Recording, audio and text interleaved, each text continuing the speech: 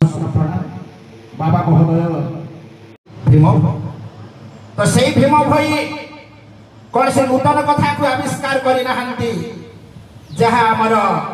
प्राचीन जुगर वेद वेदांत उपनिषदर ऋषि महर्षि माने जो परब्रह्म परमात्मा को लाभ करने परमात्मा को उपासना करने जो विधिमत को आविष्कार करथिले से बाणीटा जिते बेले ए संसार में लोप होगा जाऊला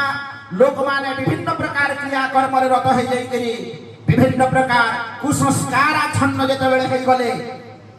से समय रे ए धराधाम अवतीर्ण होती प्रबुद्ध गुरु महिमा स्वामी से प्रबुद्ध गुरु महिमा स्वामी हिमालय पाद देश रे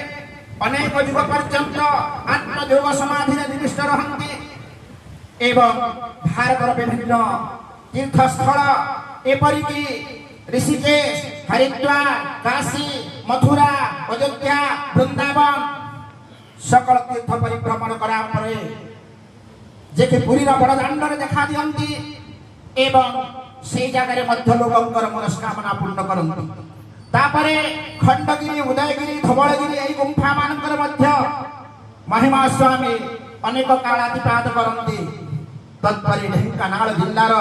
कपिलास पर्वत रे जाई आत्मयोग समाधि रे निविष्ट होंती से समय तांकर आद्य सिद्ध गोविंद बाबा को दीक्षा दियंती एवं गोविंद बाबा को दीक्षा देला परे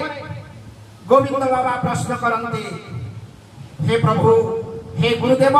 ताहले एई धर्मटा को जगह जे प्रचार करिबा महिमामय महाप्रभु कहंती आमर जणे पूर्वर भक्त अछंती संत कवि भीम भई तांकु प्रथमे दर्शन देइकरी एई दीक्षार आविष्कार करिबा सेथि पई भीम भई तांकर स्तुति चिंतामणि ग्रंथ रे लेखुछंती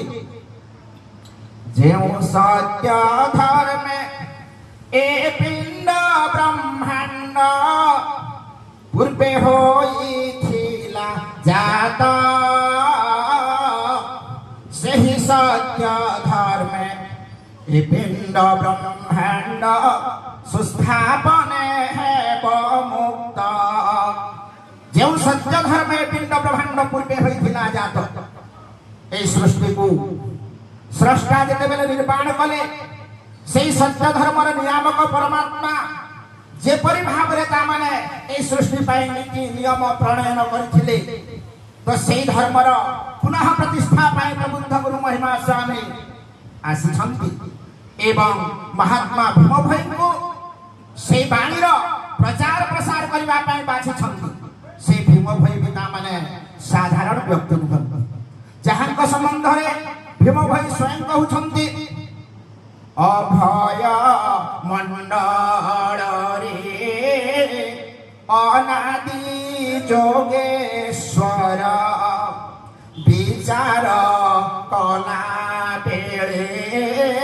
थिले मो श्री छामोर कृपा करे बोइले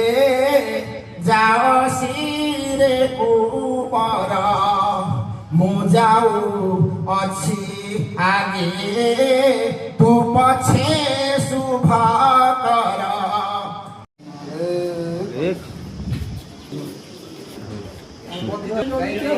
महिमा